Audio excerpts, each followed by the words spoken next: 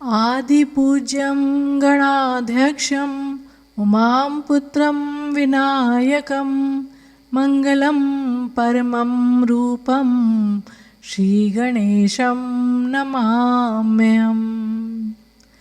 विघ्न विनाशक, आदिदेव, प्रथम पूज्य, मंगल कारक, गणनायक, गौरी पुत्र भगवान श्री गणेश का जन्म दिवस भाद्र शुक्ल पक्ष की चतुर्थी के दिन मनाया जाता है और अनंत चतुर्दशी के दिन तक गणपति भगवान का पूजन वंदन बड़े उत्साह के साथ किया जाता है और इसके बाद उन्हें विदाई दे दी जाती है और उनकी मूर्ति का विसर्जन किया जाता है।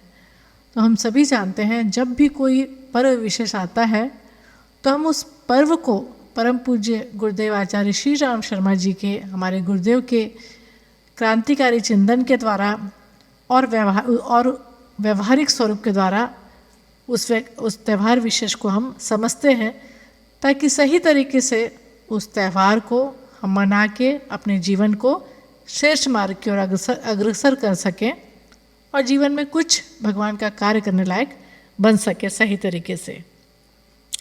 जो पर्व त्योहारों का उद्देश्य होता है कि धर्म प्रेमियों का एक स्थान पर एकत्र होना और साथ में उल्लास उमंग के साथ सामाजिक विकृतियों को परिमार्जन के लिए व सत्प्रवृत्तियों की स्थापना के लिए प्रेरणा व प्रकाश ग्रहण करना, ये किसी पर्व त्यौहार का उद्देश्य होता है।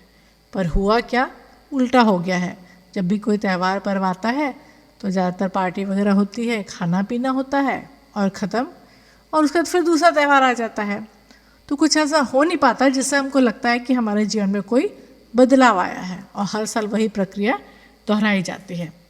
लेकिन परम पूज्य गुरुदेव के द्वारा उन्होंने इस दिशा में क्रांतिकारी जो उनके विचार हैं वो जागृत व्यक्तियों को अंदर तक हिला देते हैं, वह कुछ कर गुजरने की तमन्ना को मन में जगा देते हैं। और उसी श्रृंखला में हम आज बुद्धि प्रदायक विघ्न विनाशक गणेश भगवान गजानन के बारे में, गुरुदेव के बारे में, उनके जो क्रांतिकारी विचार हैं उनको हम जानेंगे। और उस तरह से जब हम इस गणेश पर्व पर पूजन करेंगे तो निश्चित मानिए कि हमारा जीवन जो है वो श्रेष्ठता की ओर बदलेगा और बदलता ही ना चला जाएगा बल्कि दूसरों को भी हम प्रेरणा दे सकेंगे। तो आइए जानते हैं।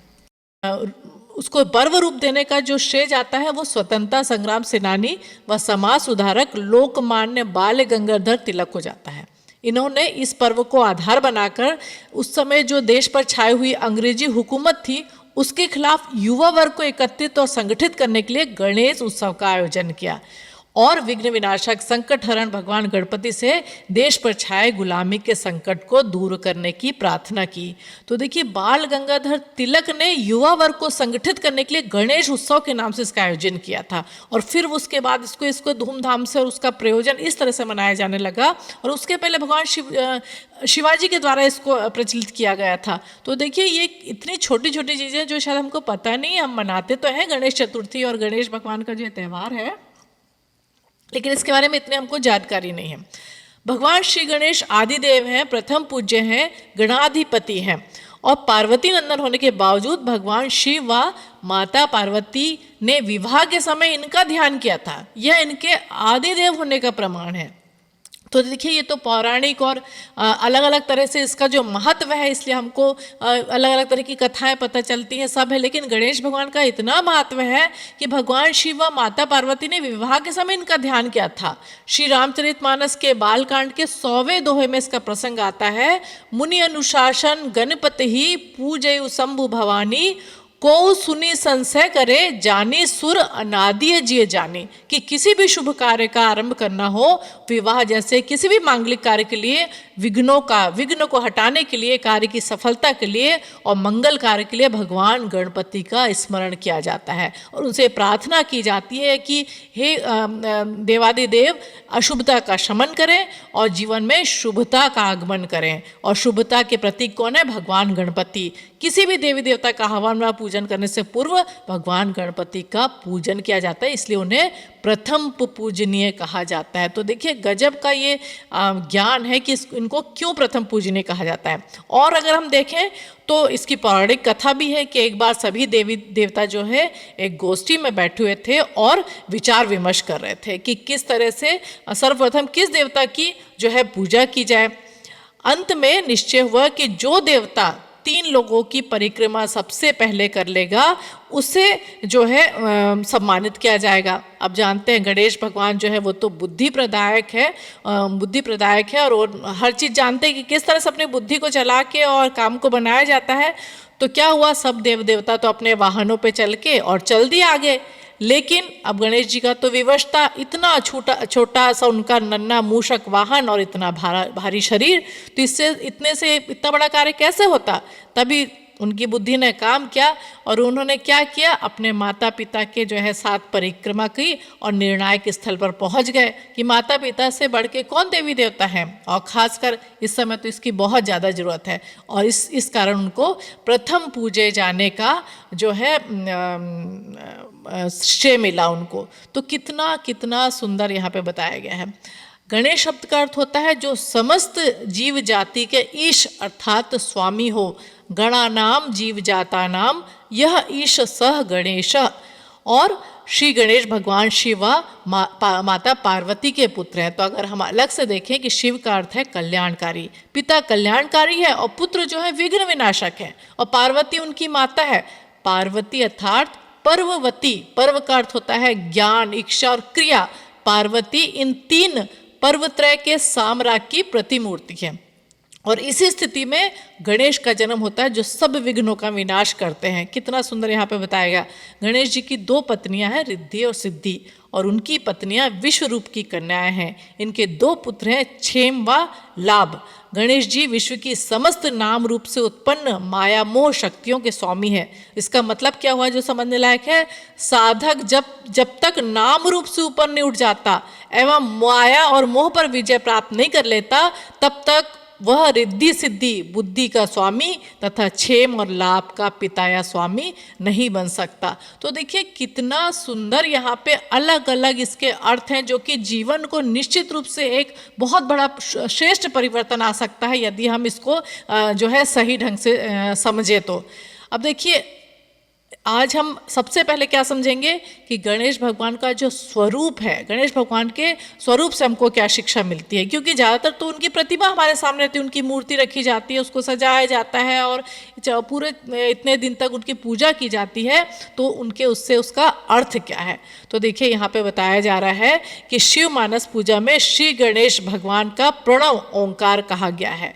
इस एकाक्षर ब्रह्म में ऊपर वाला भाग, देखिए अब जो ऊपर वाला भाग ओम, अपने सब लोग सोचें ओम के बारे में, तो जो ऊपर वाला भाग है गणेश जी का मस्तक है, नीचे का भाग उदर है, और जो चंद्र बिंदु है ऊपर ओम के ऊपर वो लड्डू और मात्रा सूंड का प्रतीक है। वे लंबोदर है क्योंकि समस्त सृष्टि उनके उदर में विचरती है। तो देखिए अलग अलग तरीके से कैसे यहाँ पे गणेश भगवान के स्वरूप का हमको वर्णन बताया जा रहा है।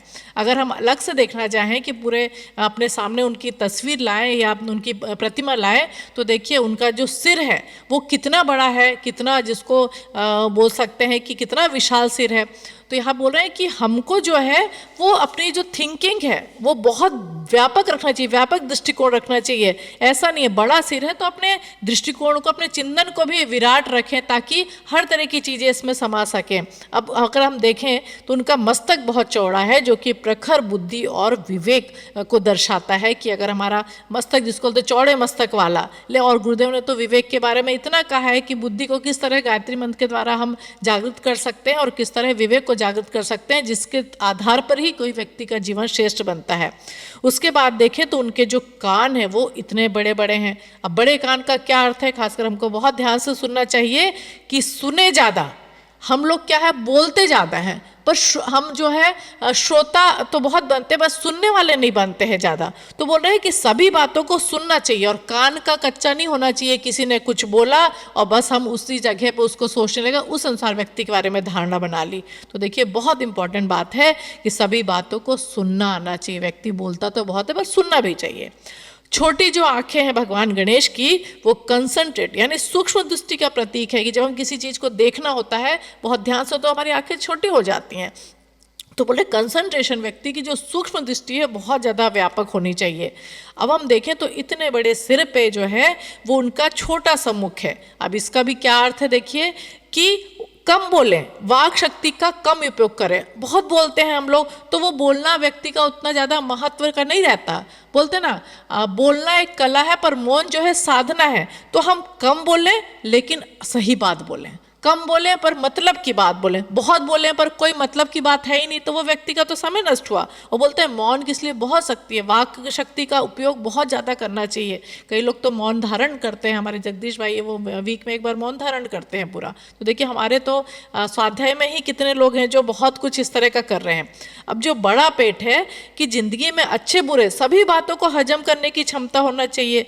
अब हम कुछ भी बात पता चलती है तुरंत हमको लगता है हम दूसरे व्यक्ति तक वो बात कैसे पहुंचाते। तो कई बातें ऐसी रहती है जो पेट में पचा लेनी चाहिए, ऐसा नहीं कि हर बात जाके बतानी जरूरी होती है।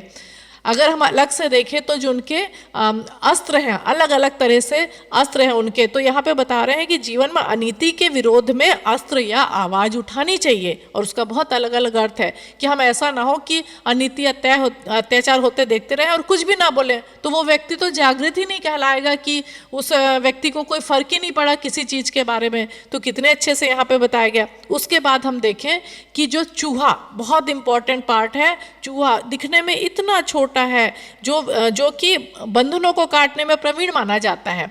मूषक यानी चूहा, उसको मूषक भी बोलते हैं संस्कृत में। तो चूहा बहुत छोटा होता है, बहुत चंचल होता है। अब देखिए चूहे की तुलना किससे की गई है, हमारे मन से। हमारा मन भी तो मूषक के समान है, बहुत चंचल है, लेकिन इस पर जब हमारा नियंत्रण हो जाता है तो बुद्धि विवेक का मन पर शासन हो जाता है। तो ये भगवान गणपति का वाहन बन जाता है। तो यदि हम चाहते हैं भगवान गणपति यानी बुद्धि का सद्बुद्धि हमारे ऊपर रहे, विवेक जागृत रहे, तो हमें जो हमारा मूषक रूपी जो मन रूपी मूषक है उसको, जो चंचल इतना है, उसको साधना उपासना आराधना के द्वारा उसको अपने वश में करना चाहिए। नहीं तो हमारा जो मन है वो डावाडोल होता रहता है और चूहे के समान उसका जो है एक तरह से हम बोल सकते हैं कि गणना की गई है। तो कितना सुंदर बताया गया। और वाहन यानी जो हमें अपने जो गंतव्य स्थान तक, जो हमारी जगह रहती है पहुंचने की, वहां तक ले जाने में सहायक होता है। और वो कौन होगा, हमारा मन, कि हमारा मूषक रूपी मन भगवान गणपति का वाहन बनकर हमें अपने लक्ष्य तक पहुंचाता है। कितना सुंदर यहाँ वर्णन किया गया है कि मूषक को क्यों इतना कहा गया है। और एक बात और होती है कि जो मूषक होता है, चूहा होता है, अगर हम उसका बिल को खोदेंगे तो बहुत सारा उसके अंदर अनाज वगैरह कई चीज़ें मिलती है। कि दूरदर्शिता का वो प्रतीक है कि हम भी ऐसा ना हो कि अपनी जो भी हमको भगवान ने प्रतिभा, धन, समय, संपत्ति, जो भी शक्ति दी वो एक बार में गलत खर्च ना कर दें या एक शक्ति को पूरा नष्ट ना कर दें, बल्कि बचा के रखें भविष्य के लिए। बहुत सारा गुरुदेव का हमको जो है काम करना है। तो कितने अच्छे ढंग से बताया गया। अब देखिए हम यहाँ पे मोदक के बारे में जाने कि भगवान के तो मोदक जो हाथ में रहता है, लड्डू जो रहता है, तो यहाँ बता रहे हैं कि मोदक सबसे पहले तो देखिए ये संगठन का प्रतीक है कि जब हम बनाते हैं लड्डू तो उसमें अंगूठा और चारों उंगलियां और हथेली का जो है उसके सहयोग से ही बनता है। तो हम जीवन में अकेले कुछ नहीं कर सकते, संगठन की शक्ति अपार रहती है। तो यहाँ बोल रहे हैं सब लोग मिल के रहना चाहिए जीवन में। किस तरह से जीवन जब मिल के रहते हैं तो उसका जो परिणाम है वो बहुत ज़्यादा मीठा रहता है। मोदक यानी आनंद। तो बोले मोदक उनका प्रिय भोजन है। मोह मतलब आनंद ही मोदक है, मोद आनंद ही मोदक है, इसलिए कहा गया है आनंदो मोदः प्रमोदः। तो यहाँ पे बता रहे हैं कि गणेश जी को अर्पित करने का अर्थ क्या है कि सदैव आनंद में निमग्न रहना और ब्रह्मानंद में लीन हो रहा। और अगर हम देखें तो मोदक या जो लड्डू होता है वो गोल आकृति महाशून्य का प्रतीक है कि ये जो समस्त वस्तु जगत है, जो दृष्टि की सीमा में तो एक दिखता है कि नहीं ये कोई इसका एक सीमा है, लेकिन अगर हम देखें तो ये शून्य से उत्पन्न होता है और उसी में विलीन हो जाता है। पूर्णमदः पूर्णमिदं पूर्णात् पूर्णमुदच्यते जो बोला गया है। तो यहाँ बता रहे हैं कि जो मोदक से हमको कितना कुछ सीखा जा सकता है, बहुत सुंदर यहाँ पे बताया गया। उसके बाद अगर हम देखें जो उनकी वक्र तुंड जो बोला जाता है, इसका मतलब होता है सूर्ण, उनकी जो है वो टेढ़ी है। तो वक्रान तुंड यानी इति वक्र तुंड, अर्थात बुरे मार्ग पर चलने वाले या बोलने वाले को दंड देकर सीधे मार्ग पर लाने वाले को वक्रतुंड कहते हैं। तो यदि हम सही ढंग से गणेश भगवान की जो प्रेरणाएं हैं और सिर्फ हम उनकी खूब ये इतने दिन केवल आरती पूजा पाठ और रोज केवल उनकी सब गुणगान करते रहे तो भगवान प्रसन्न होने वाले नहीं हैं। लेकिन उनकी प्रेरणा जब जीवन में हमारे उतरती है तो निश्चित रूप से जो है हमको उनका ये जो मोदक जो प्रसाद है मीठा वो हमको मिलता है और आनंद जीवन में आने लगता है। तो यहाँ बोल रहे हैं कि यदि हम सही रास्ते से इस रास्ते पर नहीं चले तो उनकी जो वक्रतुंड रूप है वो भी हमको जो है देखने मिलता है। और जो उनका हाथ है जो आशीर्वाद मुद्रा में है कि जो इस स्पिरिचुअल पाथ पे जो इस अध्यात्म के मार्ग पे गणेश जी के बताए मार्ग पे चलता है जो उनका अलग अलग रूप है तो निश्चित रूप से उसको भगवान की कृपा तो हमेशा ही मिलती है। तो कितना सुंदर यहाँ पे जो है गणेश भगवान की अलग अलग तरह से हमने जो है देखा। अब यहाँ पे बता रहे हैं कि उनको दुर्वा भी चढ़ती है, शमी चढ़ता है, शमी वृक्ष को या वही वृक्ष भी इसको कहा जाता है।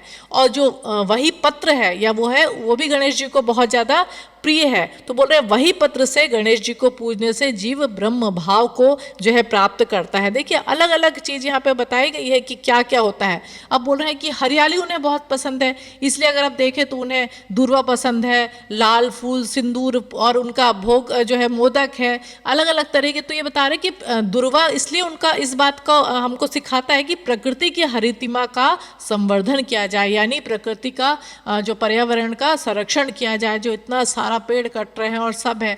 तो देखिए ये हिंदू धर्म सनातन धर्म की विशेषता है कि इसके जो भी देवता है वो इतने ज़्यादा जो है अलग अलग तरह से उनकी प्रेरणाएं भरी हुई हैं उनके स्वरूप में कि यदि एक भी देवी देवता का सही रूप में हम जीवन में अनुकरण कर लें तो ऐसा हो नहीं सकता कि जीवन श्रेष्ठ बन जाए और हम भगवान के कार्य को करने लायक कुछ काम के आदमी जो है नहीं बन पाए। कितना सुंदर यहाँ बोल रहे हैं भगवान गणपति का जो मुख होता है गज यानी हाथी का है और संपूर्ण शरीर मनुष्य के समान है। इसके पीछे पौराणिक व्याख्यान है, फिर भी इसका यहाँ बताया गया है कि जो जीव जंतुओं व मनुष्यों के ऐसे संबंध को दर्शाता है जिस पर प्रकृति आश्रित है। तो यहाँ बताया है जीवों को भी प्रकृति को सबको गले लगा के चले वो गणेश भगवान का जो है भक्त होता है। कितने सुंदर से बताया गया यहाँ पे। अगर हम देखें हमने अभी पढ़ा था कि एक लीडरशिप क्वालिटी कैसी होती है। तो देखिए कहा जाता है गणनायक कहा जाता है भगवान गणेश को। और हमने अभी अपने स्वाध्याय में पढ़ा था कि एक लीडरशिप क्वालिटी जो है वो गायत्री परिवार के साधक में, सृजन सैनिक में या गायत्री परिवार के जो हम सबको अंग अवयव गुरुदेव ने कहा है। तो अगर हमारे अंदर वो क्वालिटी नहीं है कि किस तरह से मार्गदर्शन आगे हम खुद लें और आगे जीवन में बढ़ें और दूसरों को दें, तो गणेश भगवान ये भी बहुत बड़ा चीज़ दर्शाता है। यहाँ पे ये बताया गया है कि जब गणेश जी का जो वर्तमान स्वरूप है जो लोकमान्य तिलक जी ने हमको बताया था वो राष्ट्रीय चेतना का जन जागरण उसको नाम दिया गया था। तो हम देखें कि गुरुदेव भी हमको इतनी साधना के बाद क्या सिखाना चाहते हैं कि बेटे उठो और भागो, अब तुमको अब युग निर्माण का काम करना है। तो युग निर्माण का काम कैसे होगा? हमसे तो परिवार निर्माण ही ठीक से नहीं हो पाता है कि हम घर परिवार को ही ठीक से नहीं चला पाते मतलब क्या हमने अपने परिवार को आदर्श बनाने में, अपने बच्चों को संस्कार बनाने में कोई कमी तो नहीं रखी? तो ये सब चीज़ें घूम फिर के जो भी हिंदू धर्म के और सनातन धर्म के हमारे और जो भी हमारे त्यौहार हैं या जो भी हमारे कोई भी हम कुछ पढ़ते हैं उसके पीछे घूम फिर के एक ही उद्देश्य है कि हम मानव से महामानव कैसे बने, हमारे अंदर वो जन जागरण कैसा है, हमारे अंदर वो जन जागृति कैसा है, कैसे हम एक जो है रोशनी से भरा हुआ दीपक बन सके ताकि लोगों के जीवन में छाए हुए अंधकार को हम दूर कर सकें। तो गणपति भगवान का जो एक नाम है गणनायक, तो हम सबको गणनायक का मतलब किस संदर्भ में यहाँ बताया जा रहा है कि जो विचार क्रांति अभियान है, जो हमारी लाल मशाल जो बोली गई है ज्ञान यज्ञ की कि वो हर व्यक्ति लेके नहीं चल सकता जिसके हाथ में उतना पावर रहता है, जो अपने साथ उस जो आग को भी सहन कर सकते, उसकी ऊष्मा को भी सहन कर सके। बहुत गर्माहट होती है, हर तरह की कठिनाइयाँ आती हैं, अलग अलग तरह की। गर्माहट से मतलब एक तो एक्शन होता है और एक होता है कि गर्माहट मतलब कि कोई जीवन में चीज़ आती है जिससे इतना ज़्यादा परेशानियां भी उत्पन्न हो सकती है जब हम इस रास्ते पे चलते हैं। तो यहाँ बता रहे गणनायक यानी जो विचार क्रांति की मशाल को लेकर चल सके और विचार क्रांति के रास्ते में जो मार्गदर्शन देने वाला बन सके बिना किसी अहंकार के। तो ये जानते कि भगवान गणेश के विग्रह से गणनायक बनने की क्वालिटी जो हम सब गायत्री परिजनों में होना चाहिए, वो गणेश भगवान के स्वरूप से कैसे सीखा जा सकता है। तो यहाँ बता रहे हैं कि हाथी जैसी उनकी काया है। अब देखिए, हम इस दृष्टि से ये वाली चीज़ को सुने कि हमारे हर के अंदर वो गणनायक बनने की क्षमता है, लेकिन उसको डेवलप करने वाली जो क्वालिटी है वो हमारे जीवन में कैसे आएंगी और किस तरह से वो भगवान गणेश से हम सीख सकते हैं। गण प्रमुख के व्यक्तित्व को हल्का नहीं भारी प्रभावशाली होने का संकेत है। अब कई बार हम देखते हैं व्यक्तित्व लोग हल्के में लेते हैं, अरे उसका तो पर्सनालिटी ही ऐसी है, वो क्या हमको कुछ बताएगा, वो क्या, इसका मतलब क्या हुआ, उस व्यक्ति का जो व्यक्तित्व वो उतना प्रभावशाली नहीं है, उसके जो आदर्श हैं, उसको जो जीवन में वो जिस तरह के उसने अपना जीवन जिया है कि लोग उसको हल्के में लेते हैं। तो बोले अगर आपको गणनायक बनने की क्वालिटी रखनी है तो भारी प्रभावशाली व्यक्तित्व होना चाहिए, यानी प्रामाणिक होना चाहिए व्यक्ति को। आज गुरुदेव कुछ बात बोलते हैं तो हमको पता है कि आंख मूंद के वो चीज़ प्रामाणिक है, वो ब्रह्म वाक्य है, गुरुदेव ने कहा है मतलब सत्य है। तो गुरुदेव के जो शिष्य है, गुरुदेव के जो प्रतिनिधि है, गुरुदेव के जो गणनायक बनेंगे, उनके अंदर भी वो प्रामाणिकता होना चाहिए कि आज XYZ किसी ने भी वो चीज़ कही है तो भाई ये गुरुदेव का शिष्य या शिष्य है, तो वो बात इसमें दम तो है। तो हमारे को भारी व्यक्तित्व वाला होना चाहिए। उसके बाद है विशाल सिर यानी विशेष बौद्धिक सामर्थ्य, विवेक, बुद्धि तथा हाथी की तरह सहज रूप से भार उठाने की क्षमता का बोध। थोड़ा सा काम आता है, कई बार हमको लगता है कैसे करेंगे, क्या करेंगे, लेकिन जब हम गणनायक बनते हैं तो बहुत सारा काम करना पड़ेगा भी गुरुदेव का। केवल साधना नहीं है, केवल सुबह उठना नहीं है, केवल अनुष्ठान नहीं है, लेकिन उसके साथ प्रोग्राम भी करने पड़ेंगे, लोगों को समझाना भी पड़ेगा, बहुत सारी चीज़ें करनी पड़ेगी। लेकिन यदि वो सामर्थ्य नहीं है तो हम तो एक छोटे मोटे कार्य के लिए भी नहीं बन पड़ेंगे। तो इसलिए गुरुदेव के बताए रास्ते पर चल के हम विशाल सिर यानी वो क्षमता अपने अंदर और अपनी जो बुद्धि को और अपने जो मस्तिष्क को केवल सही जगह पे यूज करें, और ताकि इतनी शक्ति खजाने से भरा जो हमको मस्तिष्क दिया है उसका सही उपयोग करने वाला ही उसका सिर विशाल सिर, यानी ये इसके आकृति से नहीं बोला जा रहा है, मस्तिष्क की क्षमता के यहाँ बोला जा रहा है, वह गणनायक बन सकता है। उसके बाद बोल रहे लंबी नाक प्रतिष्ठा का प्रतीक है। जन नेतृत्व करने वालों की प्रतिष्ठा देवों जैसी स्वच्छ और बड़ी होनी चाहिए। अब देखिए लंबी नाक, जैसे वो बोलते हैं ना कि भाई नाक वाला व्यक्ति यानी रिस्पेक्ट वाला व्यक्ति की नाक नीची नहीं होना चाहिए। तो यहाँ बता रहे हैं कि जब हम गुरुदेव से जुड़े हैं तो कुछ भी ऐसा कार्य ना करें जिससे हमारा व्यक्तित्व इतना खराब हो जाए कि लोग, देखिए गुरुदेव से जुड़ने के बाद अगर कुछ अच्छा करते हैं तो भी गुरुदेव को अच्छाई मिलती है कि कितना बढ़िया शिष्य है इनके, लेकिन अगर हम कुछ वैसा जीवन नहीं जीते हैं और उस मर्यादा के खिलाफ जाते हैं तो भी गुरुदेव को ही सुनना पड़ता है। तो यहाँ बोल रहे हैं यदि हम जन नेतृत्व करना चाहते हैं, यदि हम गणनायक बनना चाहते हैं तो हमको अपनी नहीं गुरुदेव की मर्यादा को ध्यान में रखते हुए और हमेशा नाक वाला व्यक्ति मतलब दूसरों के सामने उस रिस्पेक्ट को बना के रखना है। बड़े कान उसे कान का कच्चा या जन समस्याओं की उपेक्षा करने वाला नहीं होने की प्रेरणा देता है। अब यहाँ क्या बोल रहे हैं कि बहुत सारे लोग हमको अपनी बातें बोलेंगे, सब करेंगे, तो यहाँ बोले कि कान का कच्चा नहीं होना है, या फिर दूसरे लोग बहुत होंगे, हो सकता है अपने अंदर के ही लोग हैं जो 10 तरह की बातें करेंगे, पर कान का कच्चा नहीं होना है। हमको अपना लक्ष्य क्या रखना है, गुरुदेव का काम करना है, जो गुरुदेव ने बात बोली है, हमारा मन, हमारी श्रद्धा, समर्पण सब गुरुदेव के चरणों में है। तो यदि कुछ बोलता भी है तो उस बात का ध्यान नहीं रखना है और अपने आप को बड़े दिल वाला, बड़े कान वाला बनाना है। अब देखिए ये इसलिए विशेष रूप से ये चीज़ बताई जा रही है क्योंकि हमारे सबके अंदर वो क्षमता है कि हम अपने आप में गुरुदेव के एक प्रतिनिधि हैं, अपने आप में चलता फिरता ज्ञान ही रक्त हैं, हम अपने आप में एक शांति कुंज है छोटा। तो इसलिए जो हम लेके चलते हैं अपने आप को, तो हम गुरुदेव को लेके चलते हैं, शांति कुंज की प्रतिष्ठा को, गुरुदेव की प्रतिष्ठा को लेके चलते हैं। इसलिए बातें बहुत ज़्यादा ध्यान रखनी, क्योंकि जब हम कुछ बात बोलते हैं तो सामने वाला व्यक्ति सोचता है भाई ये आध्यात्म के रास्ते वाले लोग हैं, ये परम पूज्य गुरुदेव से जुड़े लोग हैं, ये युग निर्माण योजना से गुरु हुए सृजन सैनिक हैं, तो कुछ बोल रहे हैं तो काम की बात है। तो ये बातें बहुत ज़्यादा ध्यान रखनी योग्य है।